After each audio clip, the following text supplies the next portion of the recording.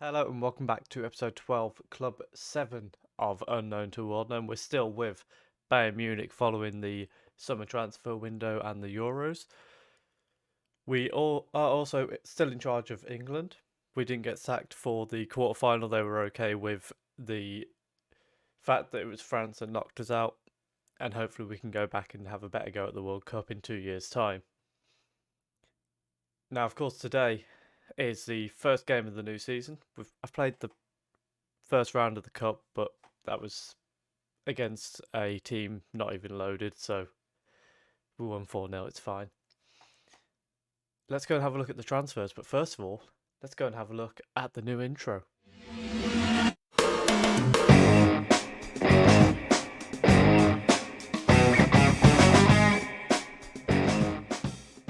How was that for a new intro?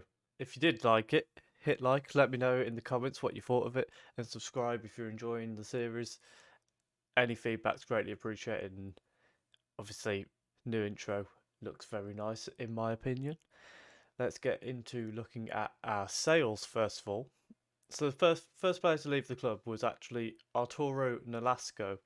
He left for £50 million to Manchester City.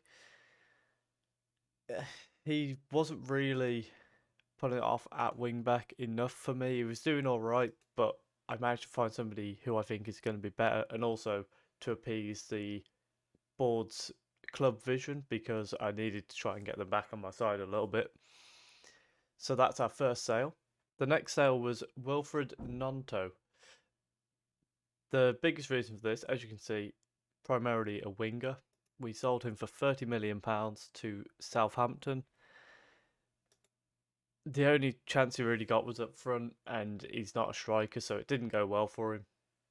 So it's best to move him on. We're still sticking with the wingerless formation, so that's why we've done that. Then we have Travis Clark, another winger who's victim of the fact that we're no longer playing wingers. He's gone to Burnley for £10 million. He only played twice last season, so not really anything. I don't think he looked particularly outstanding. He's got a few good stats, but then so many low stats that he was never going to make it at Bayern Munich at 23 years old already. Then we have one of the big ones, Double RA. You may recall a game against Hoffenheim where I got very angry with him and said I wanted him gone. Well, that's exactly what happened. £40 million to Real Madrid. The board weren't happy because of him being a long-serving player, but I think I found a better player, and he just made me really annoyed. So off he went. I want somebody who's conceding less than 45 goals in a season, if I'm being honest. Next up, as also was mentioned in that Hoffenheim game, Dodo. He's also gone to Real Madrid, 12.25 million.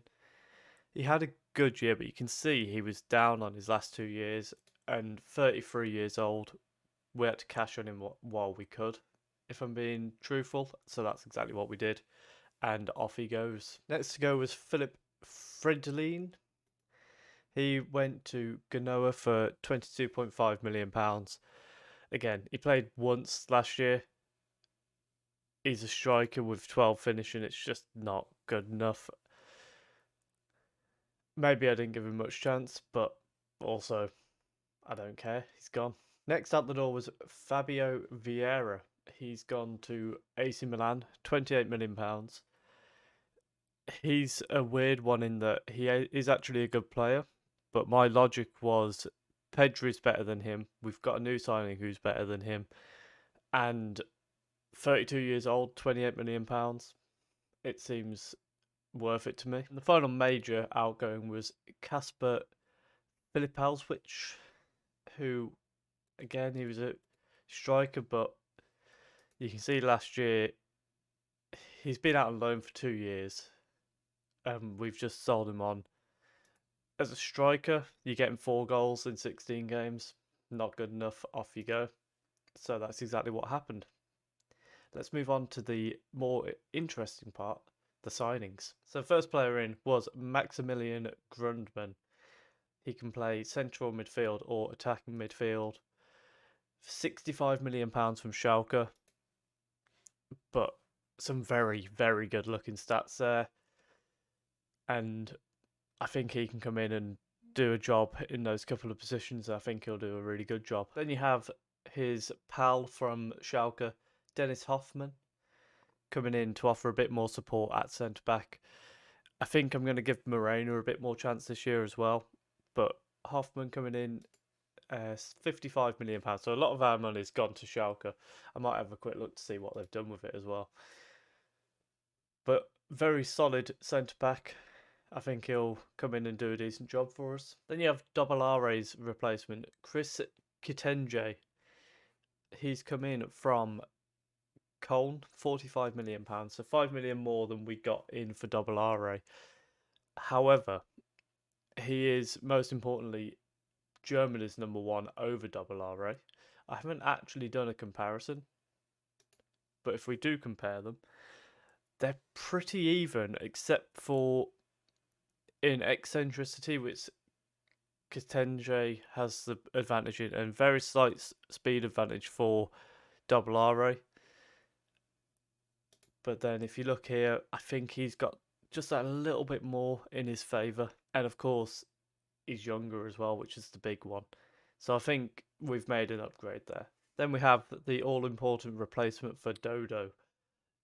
Nassim Bene has come in from Cagliari, 37 million. But he had a fantastic season last year there. And looking at his wing-back stats, he does look very good for the role, except for his flair and teamwork aren't quite up there, but hopefully that will improve over time. Then we have the left wing-back coming in to replace Nolasco. Ilison Rao coming in from Borussia Dortmund, £58 million. Quite a lot of the money has gone around the Bundesliga, which is the board wanted me to sign German and players based in Germany, and they were really not happy with me going into the transfer window, so I had to make sure I stuck to that to not put myself in further trouble after a trophyless year. But he's come in. The only problem I would say with him is his crossing isn't there. We are going to be training him on that individually, but hopefully it won't matter too much. Hopefully he can get into some dangerous position and use his passing to make it worthwhile. Then we have, of course, Luciano Lambermont. This was one that I did mention in, I think, in that Hoffenheim game. Maybe even the one before it. But he's come in from River Plate, £6.75 million. And he looks quite an all-round striker. I think he'll come in and do a really good job up front for us. Then we have a bit of a shock one. Trent Alexander-Arnold, 33 years old. He's come in for 26 million. This was mainly based off the year he had, the Euros that he had. He was fantastic. And the option to have him as a wing-back or as that holding midfielder, I thought was a really good option for us. And even though he's 33, he's still phenomenal player. So I think he'll be a really good option for us. And we're probably we're in the process trying to sell Wagnerman as well. Next up, we have Sedet Eken. So we made this signing after we sold Vieira. I had a few players come to me and say they weren't happy with it. So I said, I'm going to be signing a replacement. This is the replacement I've signed. Actually looking at his stats, he looks a lot better than I thought he was going to be. £18 million from Galatasaray.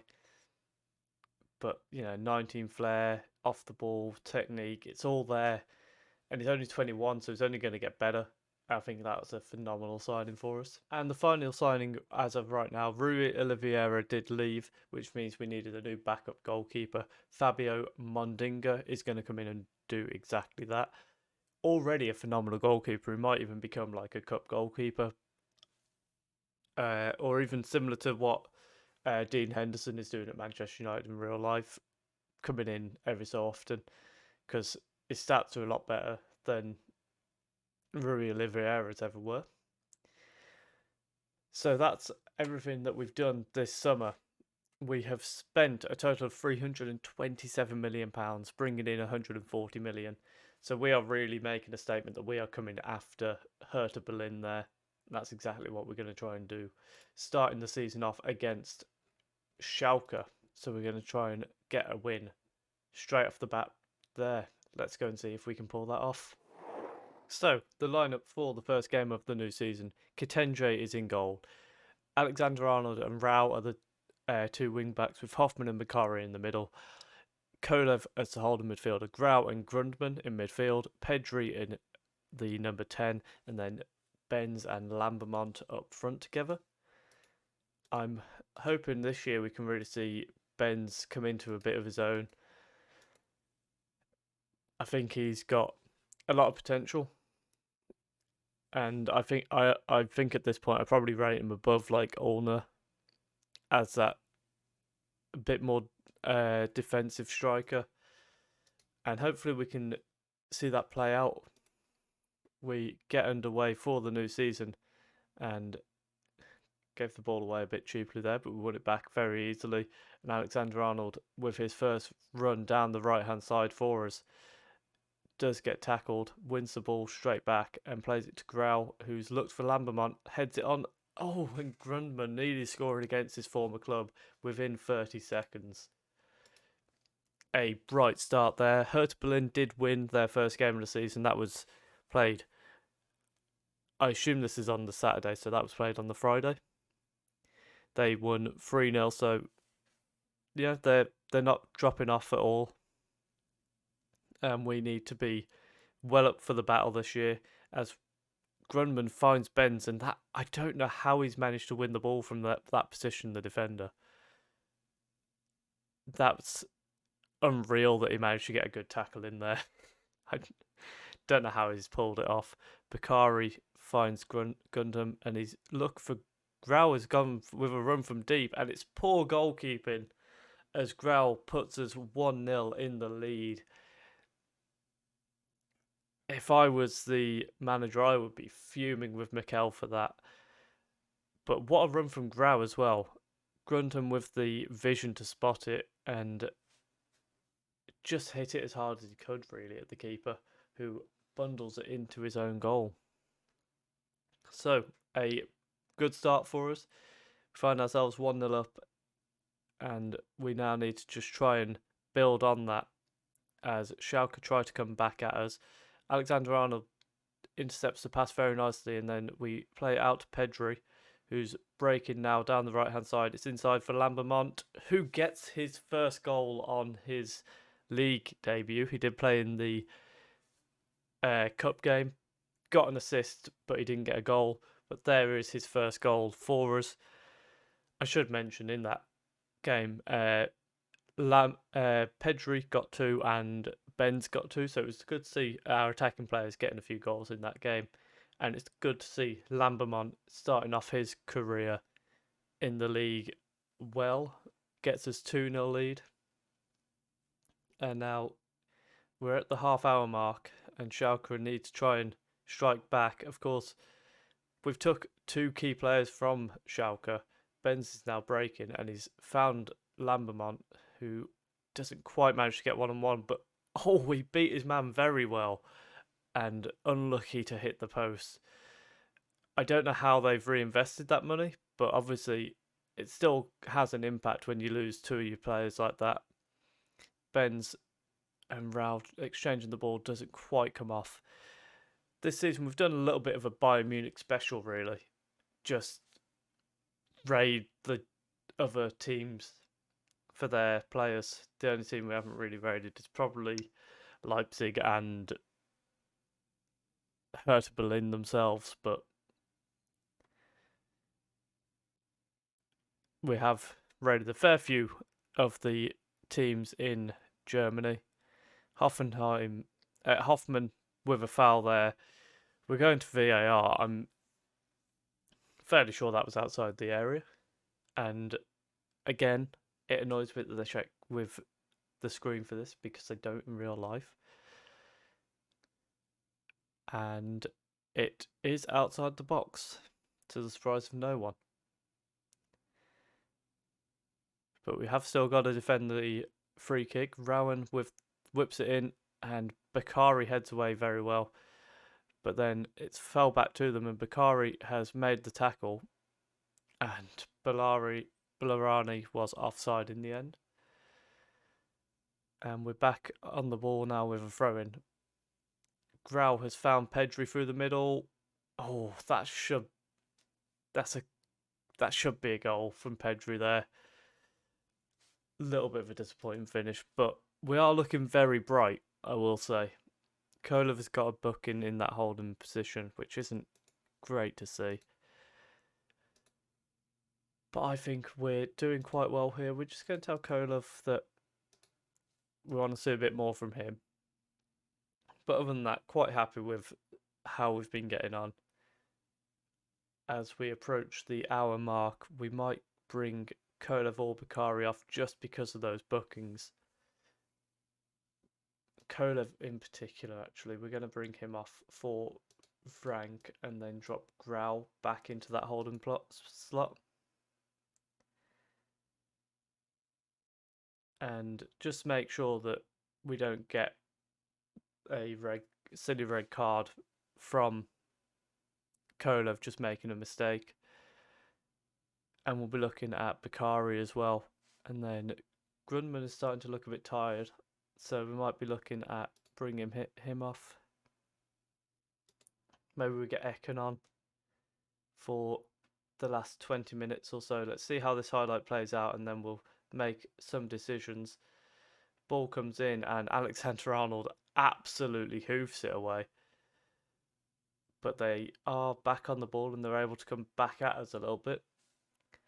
Raquel's and Raphael gives it away cheaply to Pedri, who's beat his man, and he's played it through for Benz. And that is a very poor finish. He was offside, but that was a really, really poor finish. We're going to send Ekan on, but then play him in the attacking midfield slot and drop Pedri back into central midfield. And then I think we'll then make our final change 5 minutes later. Bakari coming off for Morena. And we'll just start to time waste just a little bit. Try and see this game out.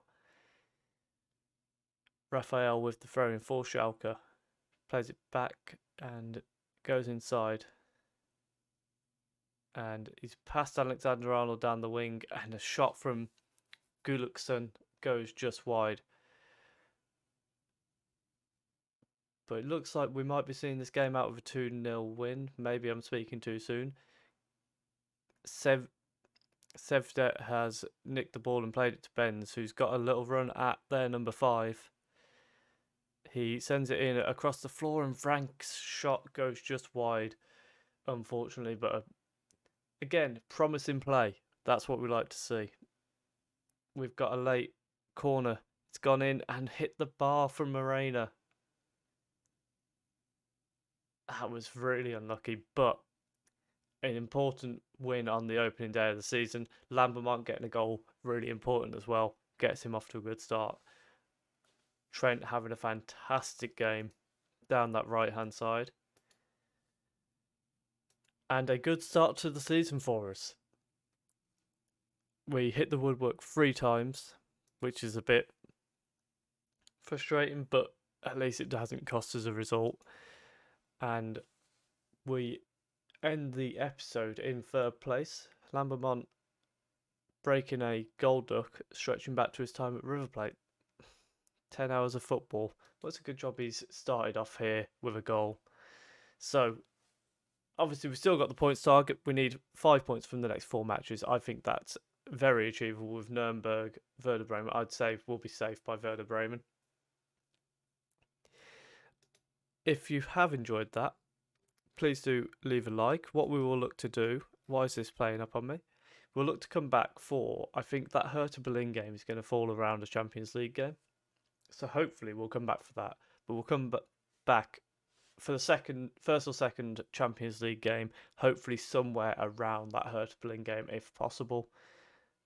But we've got a few games there that we could easily play. Bayer Leverkusen, Dortmund.